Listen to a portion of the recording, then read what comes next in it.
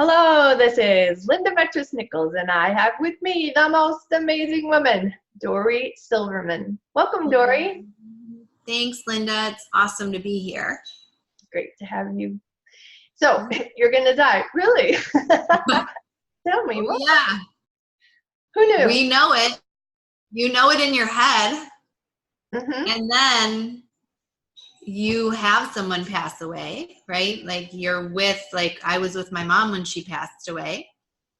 And it was just this like, holy fucking shit. Yeah. That's me. I'm going to do that too. And Oh.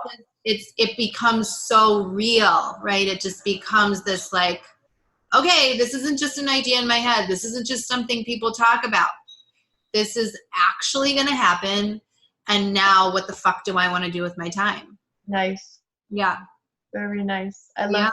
Because if you think about it, your time is limited. And we just, I mean, they've proven this. It's really interesting how we really, denial isn't just for people dealing with attention deficit disorder.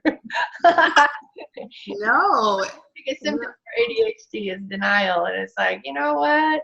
We're all guilty of that one, right? Totally. Yeah. So stop waiting. And really, stop waiting. And what are you really waiting for, right? Right. It's like, a lot of times we're waiting to feel ready for something, and the truth is you're never going to feel ready. Mm-mm. You're never going to be prepared enough. Yep. You just have to bite the bullet and know that things are going to feel clunky and weird when they're new and just kind of ride it out. Yep. Yeah. And just to take those small steps, especially,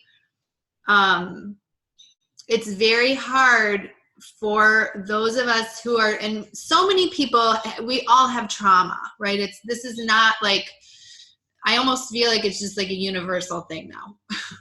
I don't know anyone who's living in a human life in this world or an animal life in this world doesn't have trauma. Well, every kid's a special needs kid these days too. I know. It's so much more than even when we were little, so, but just to, when we have all that trauma energy in the body, every little thing can feel like so much. Yeah. And so sometimes it's okay, it's like that slowing down and what's the smallest, littlest thing I can do to move forward, even when I'm anxious and overwhelmed and whatever. And maybe that's pausing and just helping myself to feel calm again, but just a small action is going to make such a big difference to get us out of that freeze state, that feeling of because it's a lot of pressure. Yeah. That you're going to die is okay, well, that was the other thing I felt right away when my mom died. I'm okay, well, I better fucking get on it because every moment matters and I only have a limited amount of time. So that can create a lot of anxiety too. So, just that recognition and then to just stop waiting and take these tiny little actions. Yeah, absolutely. And realizing that you are putting maybe a little too much pressure on yourself, concept. Right? No, I don't. No, I don't, Linda. So busted. That was her admission last night. And so, taking action or thinking you have to take all this action right away can get you into another unhelpful place, right? So it all goes back to your concept of pleasure, right?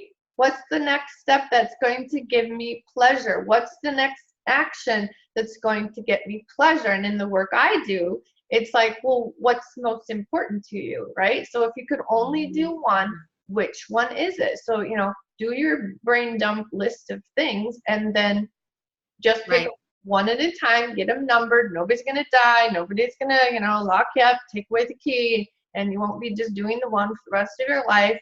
All the ego stuff gets to go, thank you, right? Thank you. You can walk away because I'm here to experience the experiences Antonina Andreeva talks about, right? Yeah. Totally. And I think also just to be mindful that action is not always, it doesn't always mean like I have to get something done. It's like action could mean pause and like give myself a hug and just take a minute, you know? So, and I think those types of actions are what we're not as kind of skilled with and that we don't value as much. Yeah, but absolutely.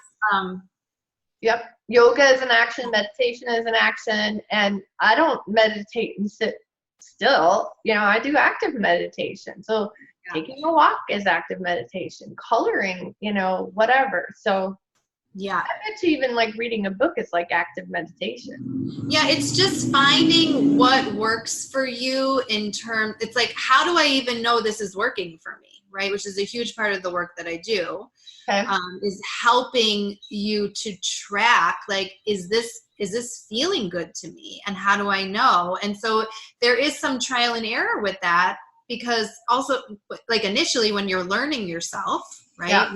Like, but also just over time, because we're always changing. Because we're always what? It bleeped out. Changing. We're always changing. Changing. Yeah. Yeah. And of course, you know, the butterfly cocoon analogy, and, you know, people don't really think about what's happening inside the cocoon, but it goes to goo. It's just goo. Like, it's gone.